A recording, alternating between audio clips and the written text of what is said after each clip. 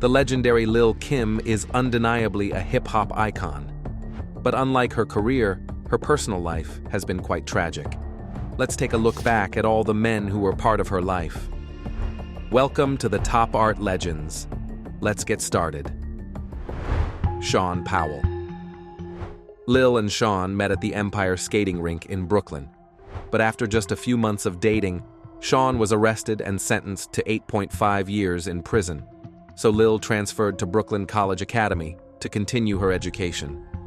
Both Nas and Foxy Brown also attended that school, and they remained friends after graduating. This later evolved into a rather bitter rivalry with Foxy Brown, but that's a story for another day. Kim continued her relationship with Powell while he was incarcerated, writing love letters when they couldn't meet in person, and they even got engaged.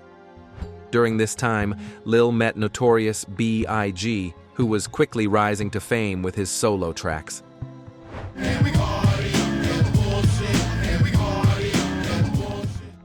Lil decided to focus on launching her rap career and ended her engagement with Shawn. Legendary the Notorious B.I.G. Damn, niggas wanna stick me for my cream and it ain't a dream. So, how exactly did Lil Kim meet Biggie Smalls? Biggie first noticed Lil Kim at a rap battle on the streets of Brooklyn in 1993. Tell me about the first time you met Big. Wow. Well, I think everyone kind of knows the story. I was coming home from work. I used to work at Bloomingdale's. You know, I had to stay fly. My mother and my father, you better get you a job because we can't do it anymore. Now you want all kinds of crazy stuff. So I was coming from Bloomingdale's, and Biggie was sitting on a garbage can because he loved to play dice. And I was coming from work, and my girlfriend at the time, I used to call her answer machine and leave like raps on her answer machine. And she used to tell Big, I'm telling you, she is nice. And he was like, yeah, right. She too pretty to rap or whatever. She's so little. So then I was coming from work, and he said, yeah, Kim, I heard you knew how to rap because I had to pass that way when I got off the train. And I was like, yeah, but, I ain't really, doing it for nobody like that. I'm just, he was like, see, I told you she can't rap. I was like, what? He was good at manipulating you to get you to do what he wanted you to do. So I was like, boy, I do know how to rap. And I bust the wisdom on. He was like, ooh, I'm messing with you. And ever since then, me and him been rolling together. Okay. He became my friend, my lover, my everything, said Kim, who eventually joined Big's group, Junior Mafia. He knew I would be the biggest female rapper. I think that my style, and being that I talk about the realness, which is sexuality, and I talk about money, I talk about, I talk about the realness, what's going on in today's society.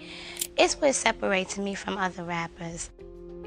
While still in a relationship with the mother of his child, Jan Jackson, he began seeing Lil Kim. Not wanting to keep Kim a secret any longer, he ended his previous relationship. In 1995, the first track, Player's Anthem, was released, featuring Lil Kim rapping. I used to pack Macs and Cadillacs, now I pimp gats in the act. This song officially launched Junior Mafia and showcased Kim's talent.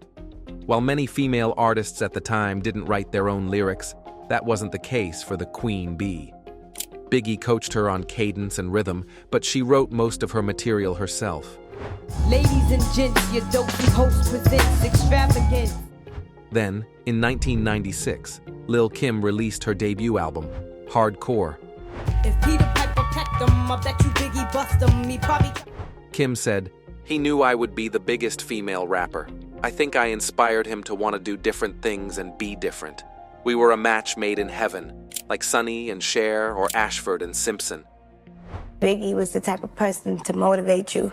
He always wanted anyone to succeed. He always wanted everybody to have a better life for themselves. While Big and Kim were exploding as stars, their relationship was just as explosive, as Biggie was simultaneously seeing other women. You can learn more about his relationships in our video. During the recording of the Hardcore album, Kim found out she was pregnant. I already knew the kind of relationship that Biggie and I had, and I knew that having a child was something that couldn't take place, she said. After Biggie's murder, Kim was devastated. She stayed in the late rapper's apartment in New Jersey. Everybody want to say, oh, he's nice, just want to bring the nice things and good things about a person up. But it's not even like anyone has to front about that, because he was just a generally nice person. It's not even just because he's gone that we have to say, oh, he was a nice person. We actually can say we experienced him being nice to us. In an interview 3 years later, Lil Kim revealed that she kept part of his ashes in an urn at her home, saying, "You'd think it would get easier with time, but it doesn't." You have to share producer credit with Biggie. Why'd you choose to do that? Because this album is a very important album, and I just felt like during the making of this album, his spirit was all in me. I could feel it. I could feel him when I was writing, because sometimes the pen would be moving and I wouldn't even be moving it. Hold On was written to him and about him, but it was also written to uplift women's spirits. Like, there are a lot of single parent mothers out there who feel like, they have no one because maybe their boyfriend or their husband was killed. Biggie was everything to me at that time. And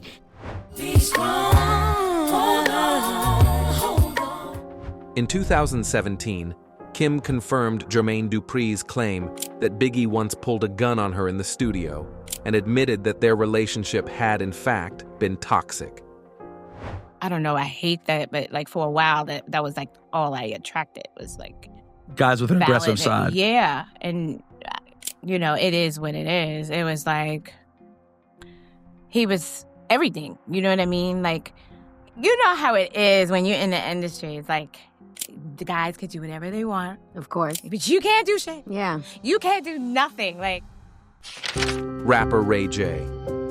It was about 8 years ago. Don't act like you don't know.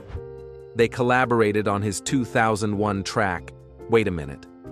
Got trees, roll it up. You a G, throw it up, niggas. Lil Kim, she really works hard. And then, I watched that. I learned from that. I looked at her and said, well, she's working real hard, so I got to stay working hard, too. She was in there at like 6, 5 in the morning getting ready. And, I was still asleep. My call time was like 11. So she was focused, determined, and she wanted to make it hot for herself, for me, and both our images. So it just came across hot. But their relationship never went beyond casual flings. They were seen holding hands, kissing in public, and even jumping into a car together, with roses in hand. However, Ray J once commented on their connection. "We're building dynasties. She's someone who inspires me, and played a big part in my Sexy Can I single. So I pay homage to her as someone who's on my side." Sexy can I just pardon my manners? Girl, how you shake? It seems she was more of a musical mentor to him than a romantic partner. On the Tyra Banks show, Ray J shared, "We go out on dates and have fun, but it's not official like I'm her husband and she's my wife." Cash Money Brothers boss Damion whirled Hardy.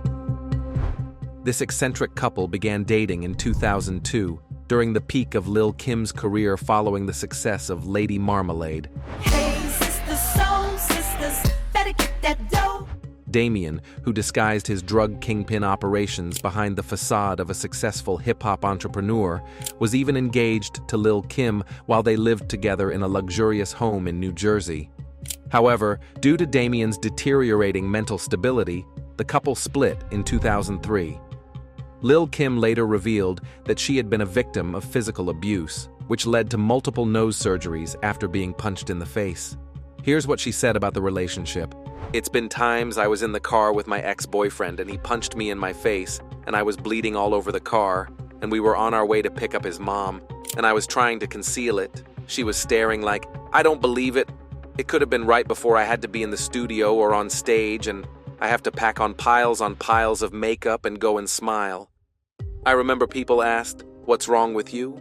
And I would say I had an allergic reaction." After that, in 2004, she founded the Lil Kim Cares Foundation.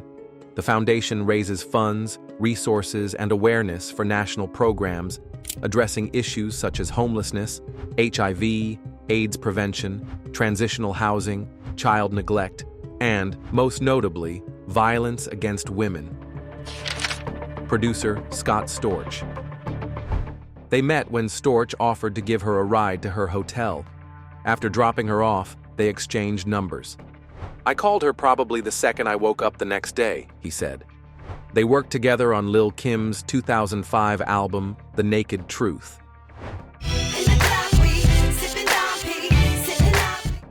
At first, Scott treated Kim like royalty, even gifting her a $150,000 Bentley Continental GT. They lived together in Coconut Grove, but the relationship ended quickly due to his controlling nature and desire to possess her. The one in Coconut Grove was so homely. We were happy there. So as soon as we went to Miami, beach, we started arguing and fighting, and everything's horrible. Storch presented Kim with an ultimatum. "Move down to Miami, into my house, and marry me. Or it's over," reported a tabloid source. At the time, Kim was also facing legal proceedings for perjury. Because I was on my way to prison. And he wanted me to move to Miami officially. But I was basically living with him. I didn't see the reason why I needed to move out there when I had all this going on. I had my family in New York, you know what I'm saying? And he's there in Miami, and I was just going through so much. But he's a great guy. In 2008, Storch resurfaced, this time with financial troubles. Repossession agents came to Lil Kim, trying to take back the Bentley over 4 to 5 months of missed payments. Kim's representative responded, "The car was a gift given 4 years ago. This matter is currently being resolved and is completely out of Kim's hands." Admit it, that's quite an interesting way to remind your ex you still exist. Then you had Scott Storch sending you Bentleys. Scott Storch said that he still loves you to this day. You know what? I love Scott. I would have married him. Really? Yes. That was a good move you didn't. Things went a little left. Did you try to help him out when he was Scott's not really broke. Oh. He's just he's not broke. He's not where he was before though, but he's just not. Yeah, he's not where he was before, but he's a good person. Rapper Maino.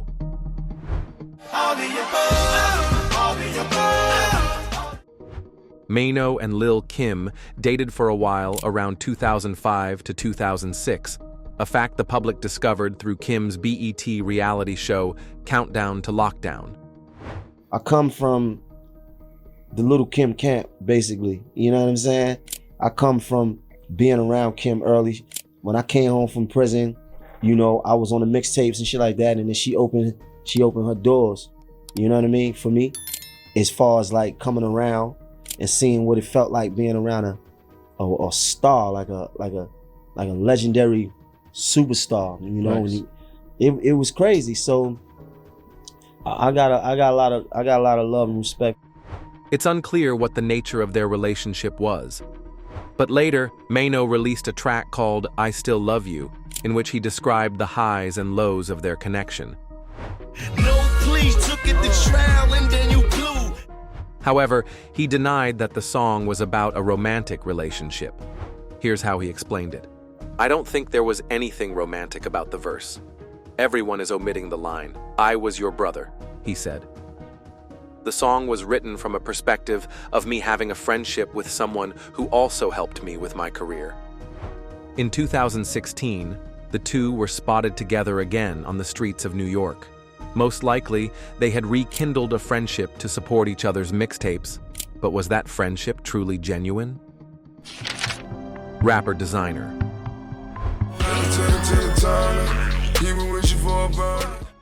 They first publicly linked up when Lil Kim dropped a remix of Desiigner's breakout hit, Panda. I got killers in police. I got niggas in the league.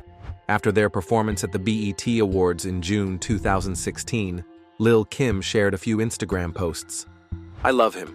Your performance was so dope. I'm so proud of you, baby. And so much fun when we're together."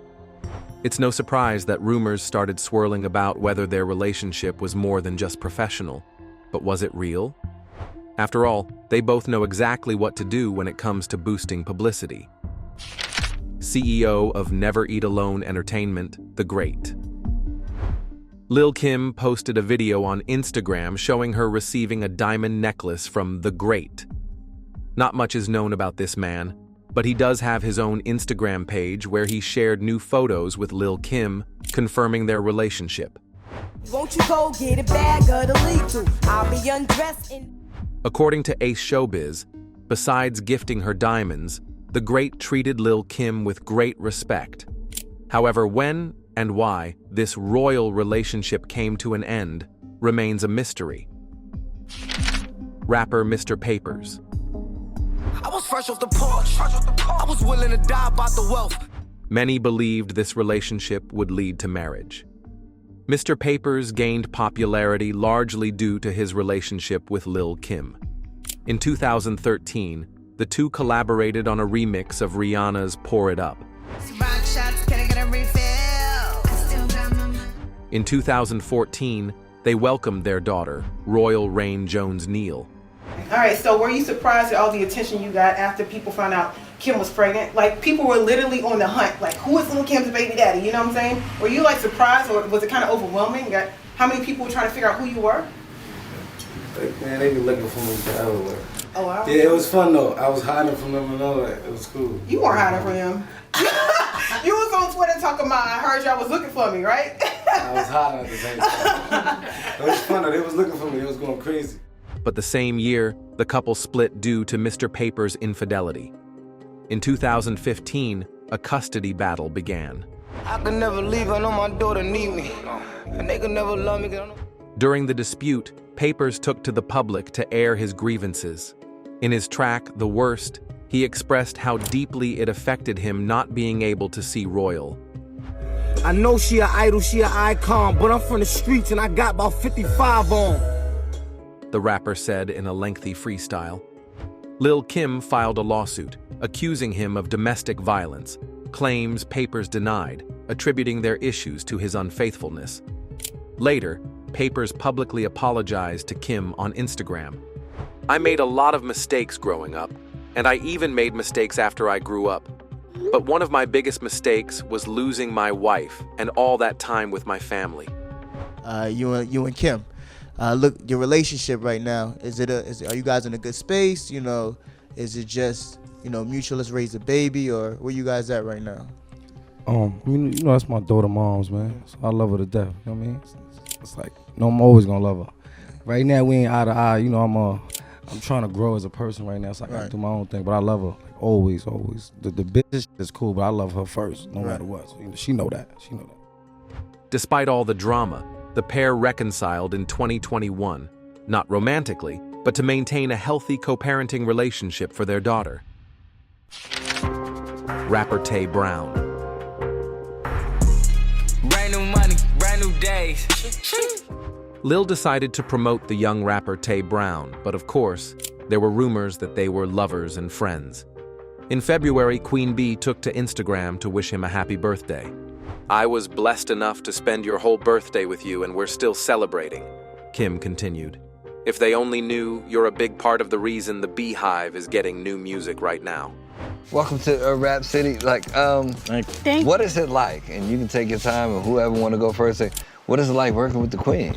Man, I'm a student of the game for real, so Kim is a legend, automatically, so I got that call, I was just like, I'm in. Yeah. I feel like I'm blessed with both of them. It's a blessing. They also released a joint song, Love For Ya. I don't got no friends, I don't get paid enough to be kind. However, in our opinion, this was just a publicity stunt to promote Tayy Brown's career. One thing that we try to bring back is the magic in entertainment. I love that. Yeah. No, y'all making that. I think everybody really dark right now. Like, I feel like everybody's really depressing. Right. Really dark and thinking too much violence. Former wide receiver Antonio Brown. In the summer of 2024, Antonio Brown posted a video on Instagram in which he can be seen getting close to Lil Kim at Big Fendi's yacht party. In the photo, you can even see them kissing.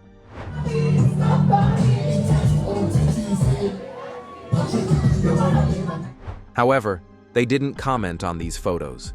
Therefore, it remains unclear whether they are in a relationship or what it was. At the end of this story, we hope that the amazing Lil Kim finally finds harmony in her personal life and is happy.